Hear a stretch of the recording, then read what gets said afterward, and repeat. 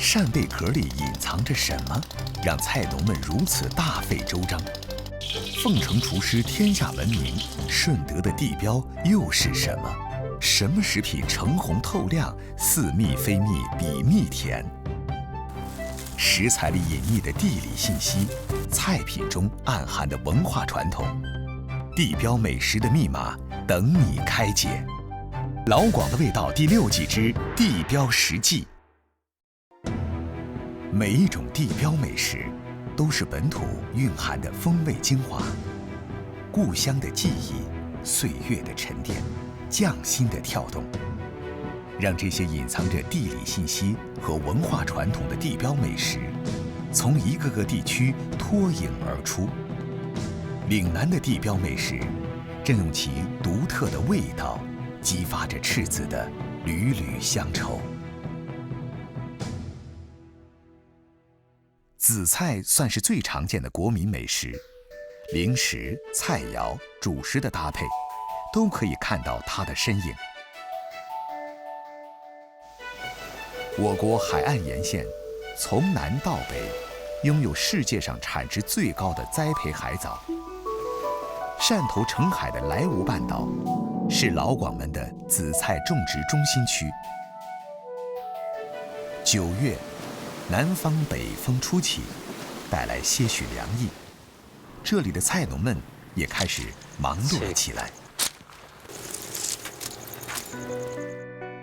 莱芜半岛紧靠韩江出海口，充足的淡水带来大量的肥料，潮流通畅，营养丰富，这片海域也就成为紫菜的优良种植场。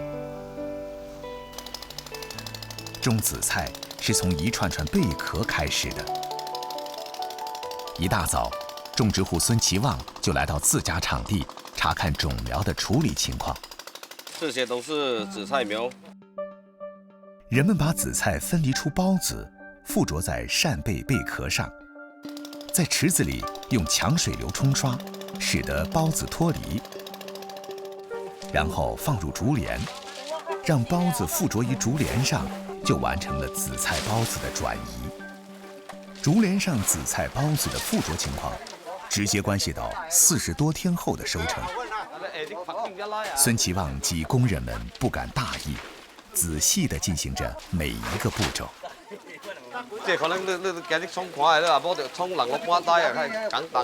此时的紫菜孢子，肉眼无法见到，附着与否全凭经验。孙其旺种有紫菜100余亩，虽已历程18年，但心里仍然有些忐忑。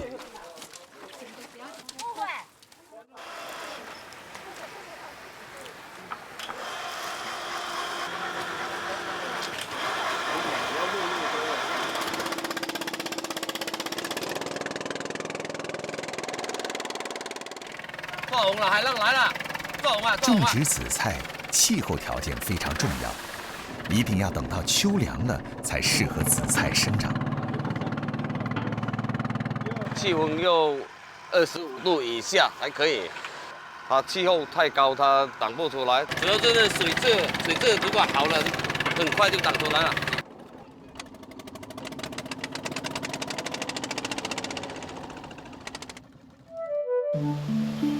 在汕头，几乎每家海味店里必有紫菜的一席之地。汕头人喜吃紫菜，家里闲坐，友人小聚，烤几片紫菜作为零嘴儿，送茶下酒，惬意之情溢于言表。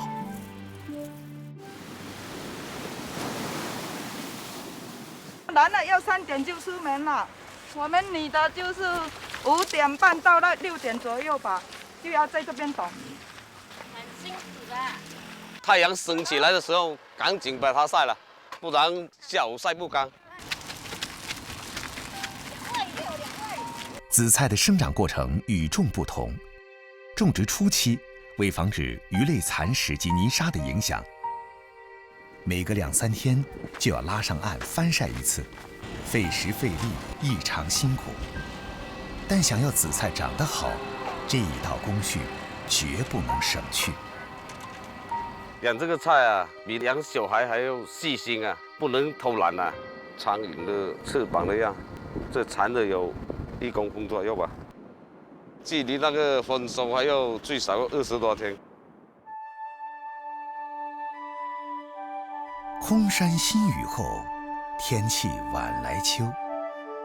经常晒太阳的紫菜长势喜人，种下去45天左右就可以采收了，否则就会迅速变老，影响口感。天刚刚亮，工人们就忙着出海干活了。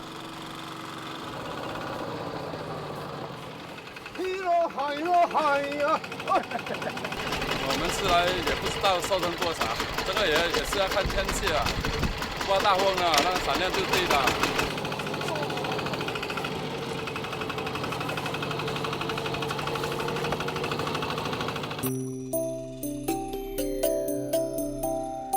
紫菜的采割也是分次数的。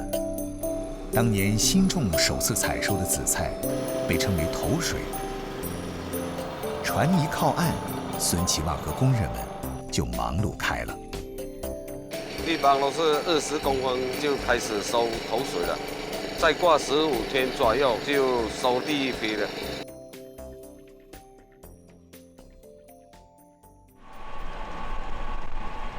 采割下来的新鲜紫菜，要经淡水清洗，去除表面的盐分，再被做成圆盘形。这一步骤必须趁早，在太阳升起之前完成。2、3点洗爽嘛，这个紫菜要早洗来做，中午才会干。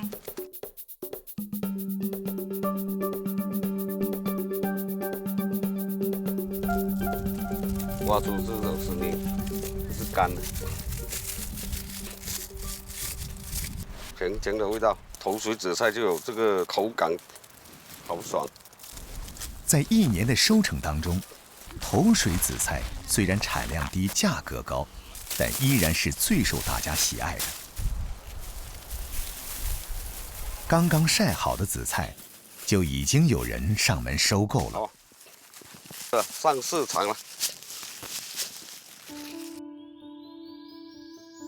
吸足了阳光的精华，种成一盘紫菜。潮汕人似乎更善于利用这种精灵般的物质。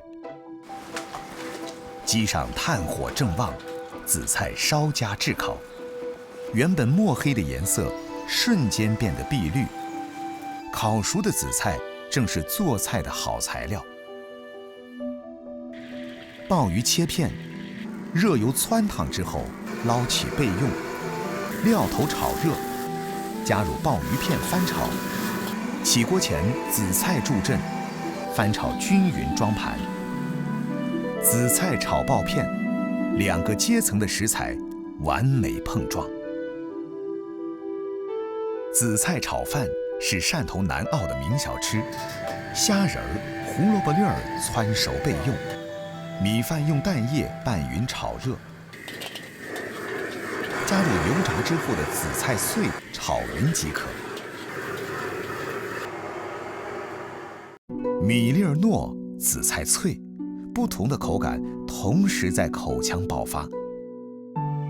米粒儿被蛋液包裹，黑色的紫菜点缀其间，犹如金沙堆里的黑珍珠，尤为抢眼。紫菜常见于汤及配菜，做成甜品也很别致。银杏、玉米、姜熟煮熟，放入粘稠的糖浆中熬煮，勾芡调味儿。装盘时铺上烤熟的紫菜，变成一道色香味俱佳的紫菜甜汤。收获的季节，孙其旺少不了要用新鲜紫菜与工人们同享。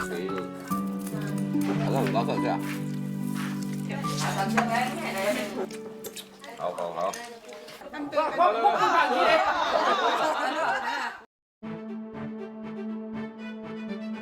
头水紫菜是海中骄子，是汕头菜农们与时间赛跑、用汗水换回来的鲜美海味。而山间水塘中出产的鲮鱼，成就了久负盛名的罗定渔府。佢就凍咗，嗰啲係熱嘅，嗰啲係凍嘅。每天中午前後，羅定盧德文家的檔口總是擠滿了來買魚腐的遊客。這也是兄弟倆每天最忙的時候。我哋羅定人咧就好中意食呢個魚腐嘅。平時我哋都可以做得到1000零斤到，忙時嘅時候咧可以做得到4、5千斤。好多人喺外地專門開車過嚟食呢個魚腐嘅。羅定人用魚肉做成魚腐食用的記錄，最早可追溯至明朝。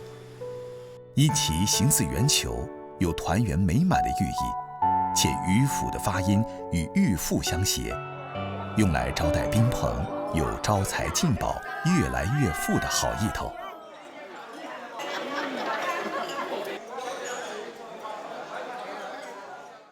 羅定處於西江走廊的交通要衝，周圍群山環繞，山間密布大小水塘，逐漸成為本地人養殖鲮魚的場所。因為鲮魚是暖水性魚類，食雜好養，在華南淡水水域極為常見，自然也成了羅定魚腐的主要原料。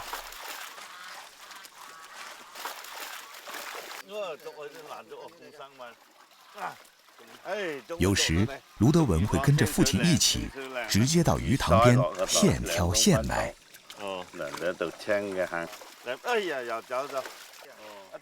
父親盧成強是羅定地標美食皺沙魚腐的第4代傳承人，做了一輩子魚腐，對於挑選適合的鲮魚有獨到的心得。超半斤鲮魚嘅肉質會粗排好多嘅喎，3兩以下練啲肉質呢水分比較多啲。就係大條嗰啲多肉啲喎，大條多肉湯咧好湯啫，你不如就用其他魚就好湯，為什麼選鲮魚？盧成強要求高，哪怕兒子的手藝已經很嫻熟，只要和兒子一起做魚腐，做父親的總忍不住重複每個步驟。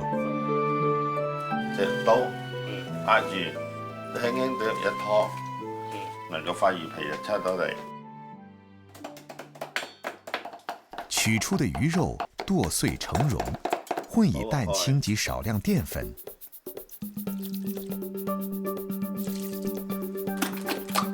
攪拌摔打成魚糜，捏擠成丸，置於油鍋。炸製過程中，站在鍋邊不停地攪拌半個小時，待到丸子表面金黃，膨脹成乒乓球大小，魚腐就算做成了。剛出鍋的魚腐因內部空氣冷卻迅速坍塌，使得表面出現不規則的紋路，皺沙魚腐因而得名。手工製作的魚腐口感更加細膩，卻早已滿足不了市場越來越大的需求。盧德文和父親一起想辦法自己設計改良一些機械設備，取代部分工序。不過，就算機器能省點力，每天還是少不了起早貪黑。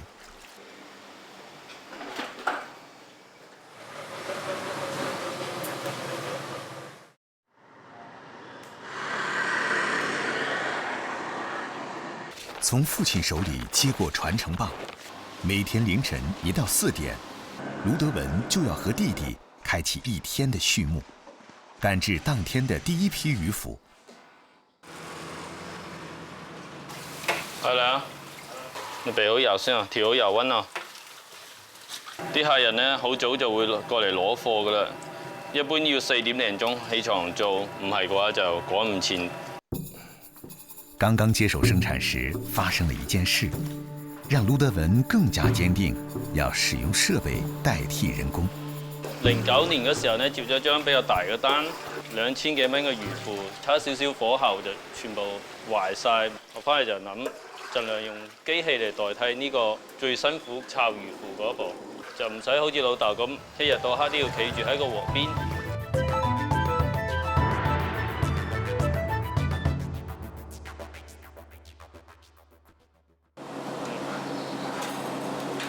呢個顏色咧就啱好起鑊啦。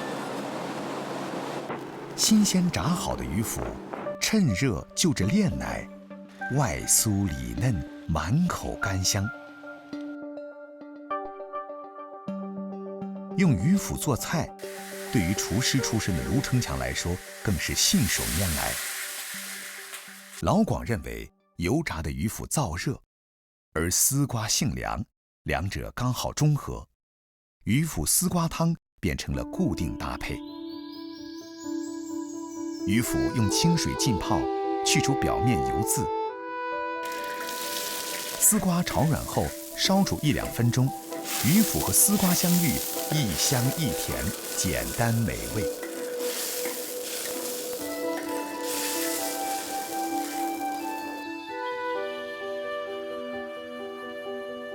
鱼腐杂菌包是另一道经典的家常菜式。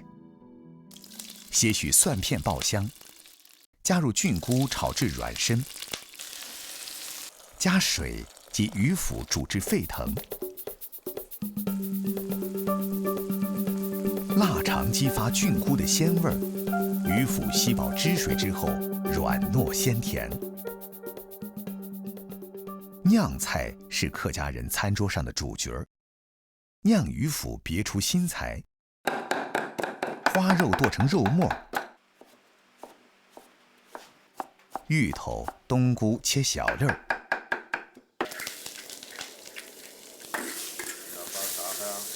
翻炒至5成熟，再与花肉、韭菜、适量淀粉混合拌匀，馅儿料才算完成。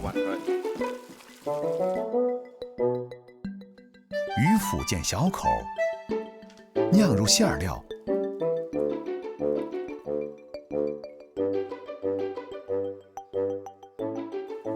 隔水蒸熟。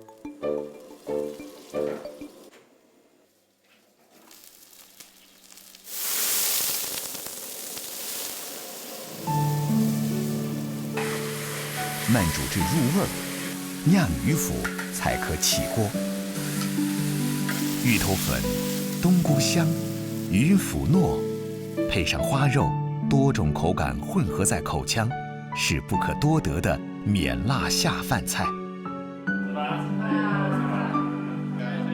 一家人紧张地围着鱼腐转了一整天，终于可以凑在一起吃顿晚饭了。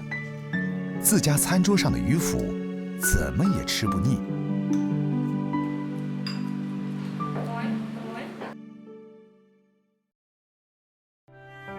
同样是鲮鱼，在顺德却有另一层次的意义。顺德人吃鱼的方法层出不穷，千变万化。其中，酿鲮鱼是顺德厨师必学的一道传统菜。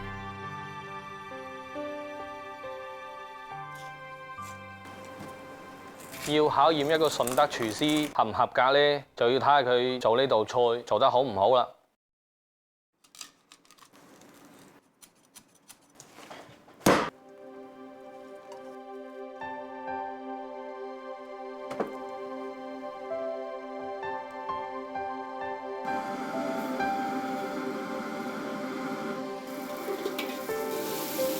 呢道菜嘅特點係香濃、爽滑、順口。食在廣州，廚出鳳城。羅培之是鳳城順德樂流人，因自小家窮，覺得當廚師能解決溫飽，於是18歲便入職廚師行業。如今已是當地一家著名飯店的總廚。做廚房都係要跟做人一樣，慢慢沉澱同埋積累嘅。不但止廚藝要得，人品都要 OK 嘅。從業20多年，羅培之靠的就是刻苦努力、勤奮好學，才慢慢地走到了今天。我比較喜歡到處串一串，揾到我哋當地嘅食材，做傳統嘅粵菜。斌哥，係志哥，又過嚟打擾你喎，準備起剪啦？係啊，過嚟而家鰻魚一日要2、2次嘅，早晚1次啊。哇，咁咪好辛苦。鳗魚，粵語有時也稱鱔魚，是羅培之喜歡的本地食材之一。順德人從1984年就開始養殖鰻魚。朋友廖偉斌就是鰻魚養殖戶，沒事的時候，羅培之總會過來和他聊天。啲鰻魚食嘢好壯觀㗎喎。餵鰻魚嘅時候唔可以打攪佢啊！如果打攪佢嘅話，下次佢可能會食得唔好㗎啦。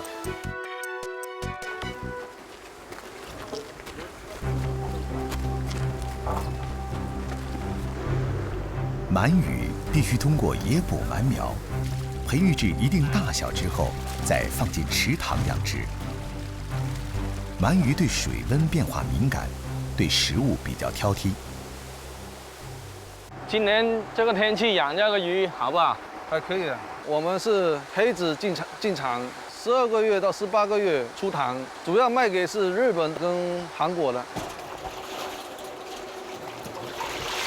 啊，今年啲魚養得好靚喎！呢啲鰻魚嘅規格攞嚟做烤鰻比較適合，啲口感比較肥美啲。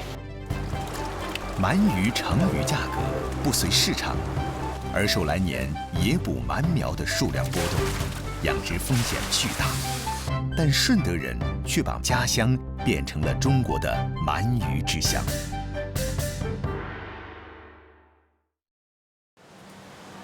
順德鰻魚又稱海人參，肉質鮮美嫩滑，脂肪含量適中。烤鰻更是成為當地的特色產業之一。配上熱氣騰騰的白米飯，就是著名的日式料理鰻魚飯。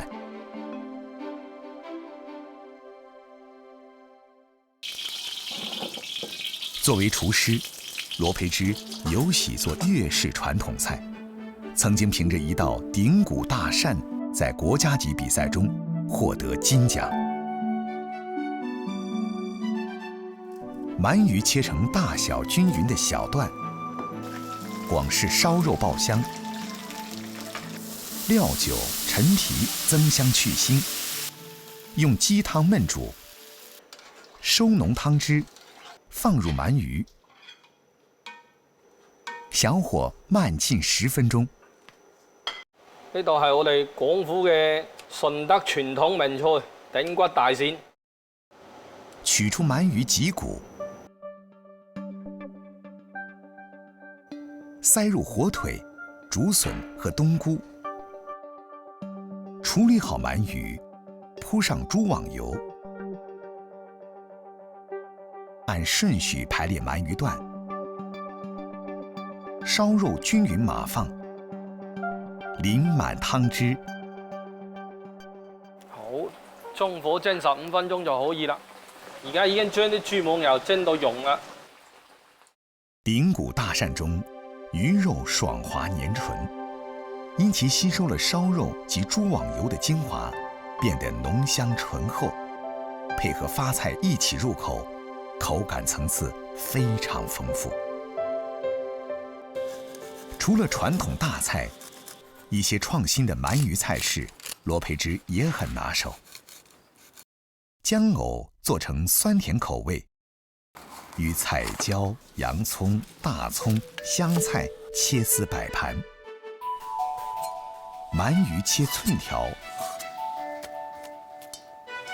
放調料攪拌，分多次放澱粉拌勻。放生粉分2次或者3次放咧，咁就令到嗰啲生粉慢慢咁滲透落啲肉嗰度，炸起翻上嚟嗰時咧，啲生粉會鎖住啲肉汁。鰻魚炸熟，調好底料，翻炒均勻上碟，撈起七彩鱔柳，食之鰻魚肥美，汁水豐盈，酸甜的薑藕正好解膩。鰻魚與西蘭花、蒜柳搭配，是另一種清新素雅的組合。鰻魚切雙飛片，中间打孔，调味拌匀，蒜柳、胡萝卜条串上鱼肉，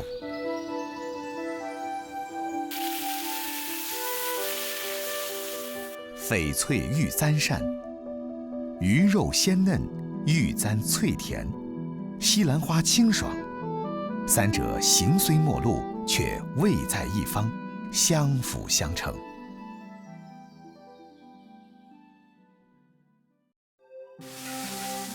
罗培之入门时，师承顺德名厨陈德和。在过去的数年间，他与师兄弟们仍会常常在师傅家小聚，聊家常、谈工作、交流做菜心得。每每此时，罗培之总会和师傅一起下厨炒菜。好，依拜依拜。肥美，咁樣。今日條線都冇話冧唔少。大家身體健康，杯杯好。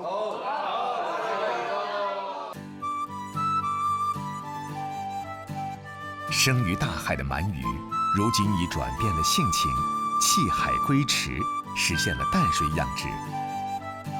宫城漫山遍野的柿林里，挂满了橙黄的柿子，预示着红火的年景。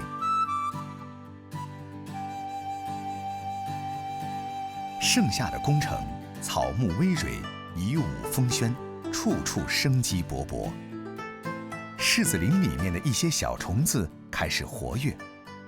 不是有虫吗？我觉得。哦，白点就是介壳虫。哦。以黑点中呢，就是弹珠冰。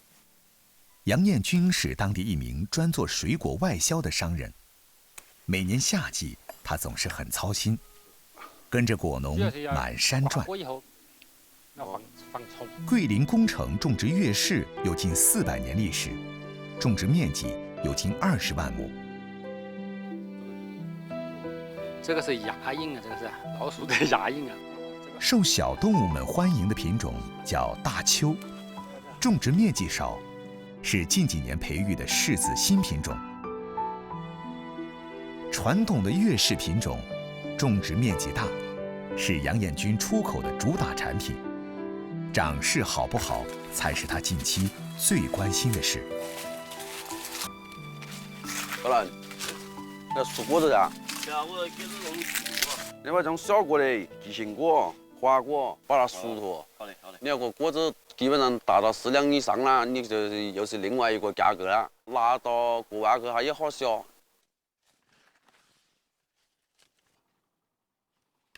我呢，机缘巧合之下，认识了一些新疆啊、内蒙的口岸的老板，口岸老板付一部分定金给我，国外的超市验货没问题以后，他再付另外一部分钱给我。我对我自己挑选过的果有一定的信心，我才敢这样做。杨彦军做外贸生意不到6年，正是初期这样的冒险精神，加上自家果子的品质，让杨彦军的生意越做越顺利。清静的北风悄悄送来寒潮，凛冬悄然已至。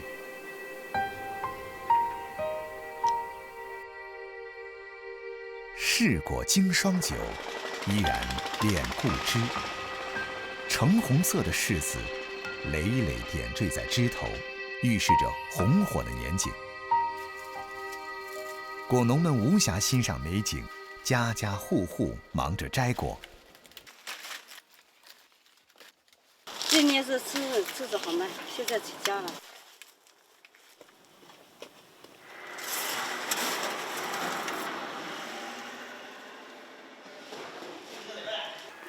这里是去泰国的，那边呢是去越南的，这个直接就可以生吃的。有的柿呢是吃软的。每到柿子成熟的季节，也是杨彦军最忙的时候。在仓库里，他经常会和工人们一起挑选适合出口的果子。我这柿子是发俄罗斯的，俄罗斯那边人吃这个我们这个柿子呢，他放到那个雪地里面冻一晚上，你一解冻以后它就软掉了的，像果冻一样，它里面那种囊一吸就出来了。柿子按照客户需求挑选好发车之前，会在仓库储存。就算是到这一步，也不保险。杨彦军曾付出过惨痛的代价。这里都是发到俄罗斯的。以前呢，有一批也是放在这种库房，放了有80多万斤。我存进仓库里面，它那时候是那一页都是绿的。出仓库的时候也没问题，但是你碰过那个果以后，它就会发黑。那一年本来是很好做的，结果后来是亏了很多钱。杨彦军的柿子主要销往俄罗斯、加拿大及中东亚地区。每年他卖出国门的柿子有4000多吨。那前零下30度，必须得干严实了。现在他们放我们车上的东西，这货就是不与我们一样。到地儿人说没有毛病了，人家才能给你付运费。你要给冻了的话，你不用要钱了，你还得赔人钱，赔人钱。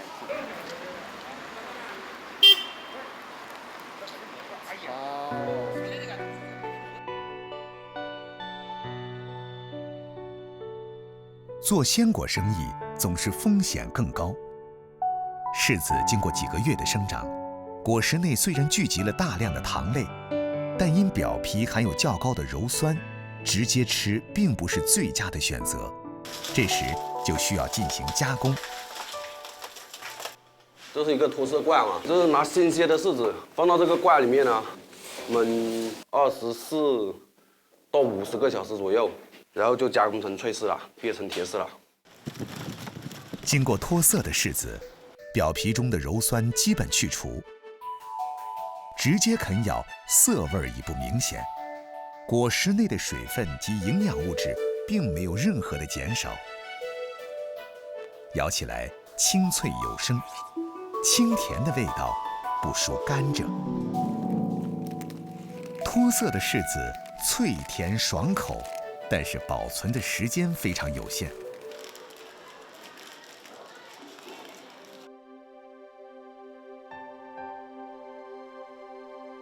另一种传统的柿子产品，保存的时间长，且适合各年龄层次的人，在市场上也非常受欢迎。北风加太阳，是做柿饼的最佳天气。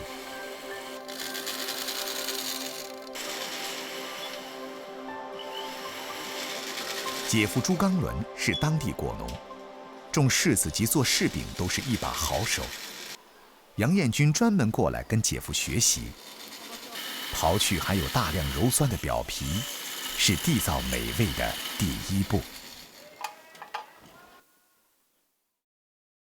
有点小花丸或者果鞋泥不够匀称的，就能做柿饼果，但是品质是一样的。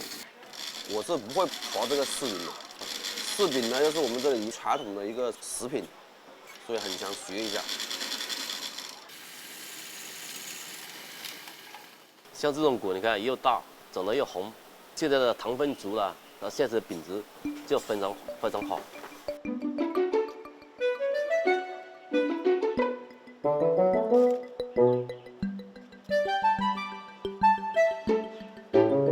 这个也是这种果，昨天去的皮。这种果就晒了30天了，摸起来圆圆的了。这种果已经晒了10多天了。刨皮之后的柿子要放在太阳底下晾晒，直到把果实内的水分晒除80%，溶捏成饼状，柿饼才算是完成。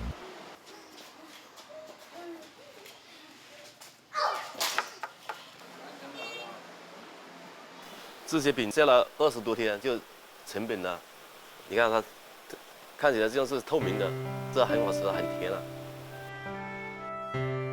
晒制好的柿饼，阳光下橙红透亮。因去除水分之后，糖分比例增高，保留了果肉大部分的纤维，形成软糯脆甜的口感及味觉。撕开时，果肉纤维相连，似蜜非蜜，但比蜜更胜一筹。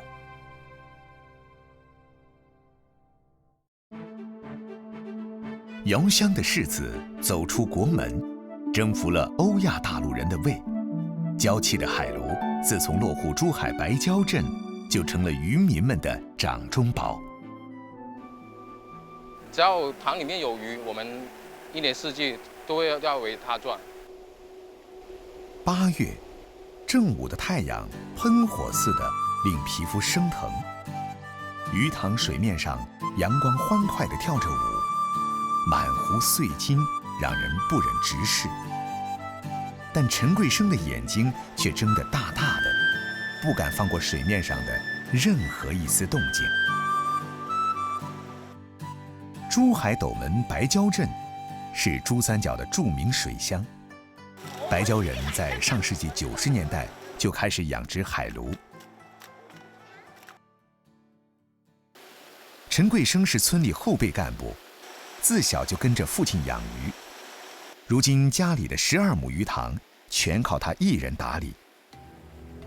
闷热多雨的夏天，是让海鲈生病甚至死亡的因素之一。为此，他必须出来巡塘，及时清理掉病鱼死鱼。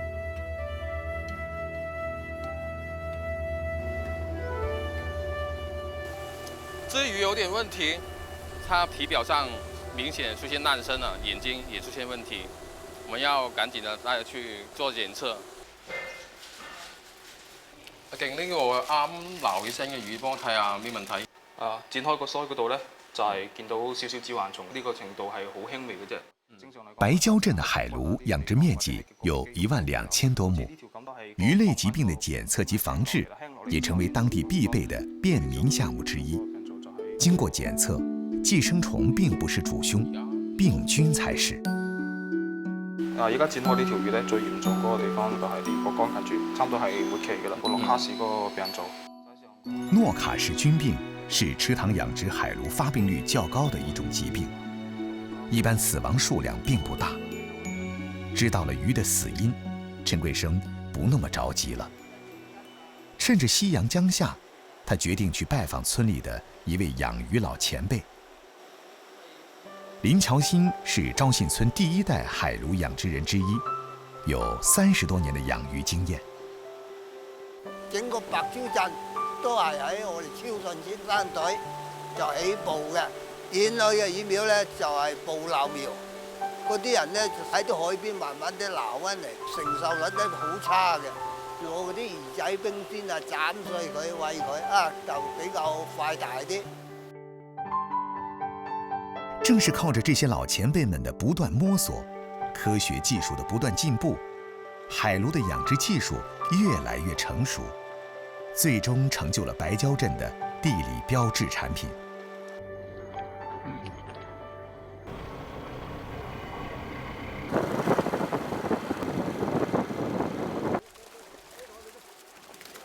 今天村里有人卖鱼，早上天没亮，陈桂生便来到现场帮忙。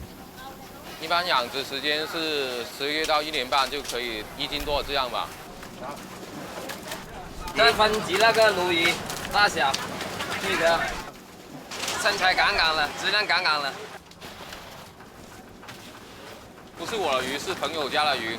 其实大家忙不过来，同村的都会互相帮忙一下这样子。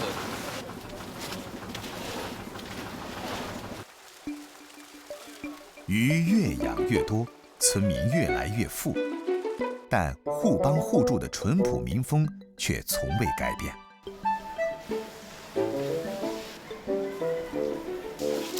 白蕉镇养殖鲈鱼30多年，早已形成完整的产业。冰鲜的、深加工的海鲈从这里运往全国各地，成为人们餐桌上的美味佳肴。白蕉海鲈体色光亮，背厚肚肥，肉质刺少透明，嫩滑清甜，是非常优质的蛋白质。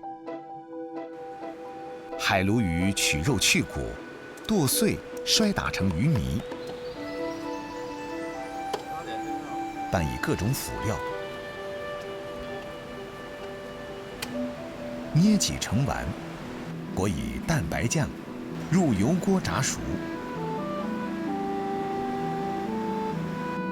酸柠檬垫底，碧绿海鲈球外酥里嫩，咬的时候请慢慢下嘴，以防热气外冲。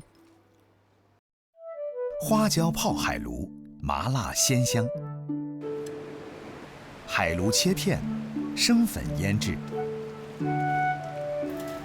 菜胆木耳开水焯熟。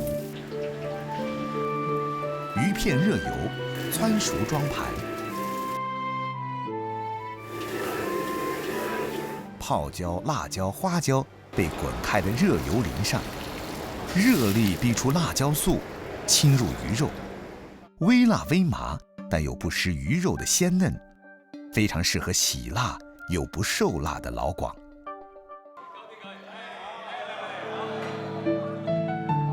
丰收的季节，少不了营养丰富、肉质鲜嫩的海鲈宴席。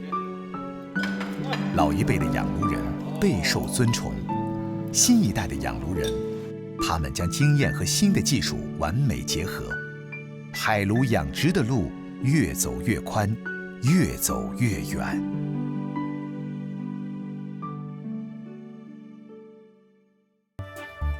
一方水土养一方人，也是一方人重塑了一方水土。一代又一代的老广，凭借对生活的热爱和对故土的深情，通过传承与创新，附上只有他们才懂得开启的密码，让家乡风味成为地标美食，化为无数食客味蕾上销魂的滋味。